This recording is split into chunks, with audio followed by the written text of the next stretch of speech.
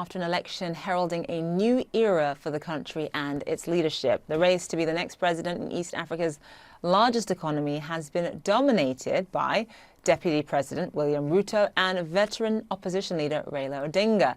If neither can secure 50% of the votes, then for the first time in its history, Kenya will go to a runoff. In a new survey, most of Kenya's business leaders say that they expect economic conditions to improve after the election. They expressed confidence about hiring full-time staff, for example, over the next 6 months. The tourism and construction sectors were the most optimistic about economic trends. CEOs in finance, communications, and IT expected the least change. The survey was conducted by the Kenya Private Sector Alliance. Carole Kariuki is its CEO. She joins us live now from Nairobi. Carole, thank you so much for being with us. So let's talk about this election in Kenya compared to previous elections. As you know, there was violence during the elections in Kenya in 2007, in 2013, and also just before the elections in 2017 as well. How does business confidence during these particular elections this year in 2022 compare to business confidence during previous election cycles?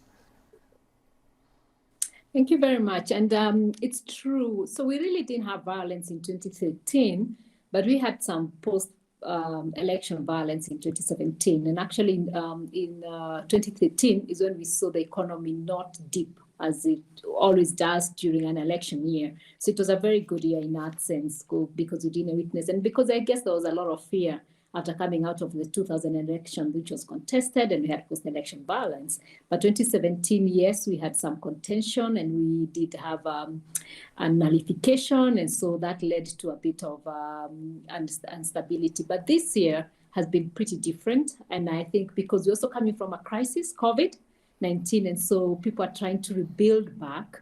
But with the first time, we're really having a very calm election. In terms of the election period, campaigning period has been very, very calm.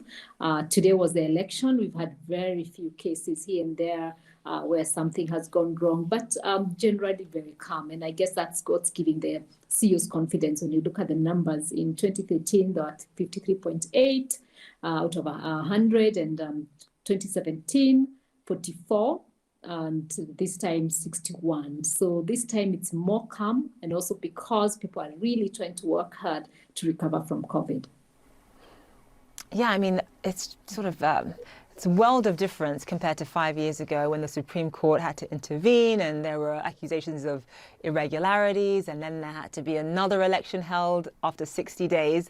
But this time, let's talk about some of the economic headwinds that are facing Kenya right now. Inflation is an issue, unemployment, rising production costs as well, rising fuel costs as well. Just walk us through what type of economy the next president, whether it's Ruto or Odinga, what type of economy will they inherit?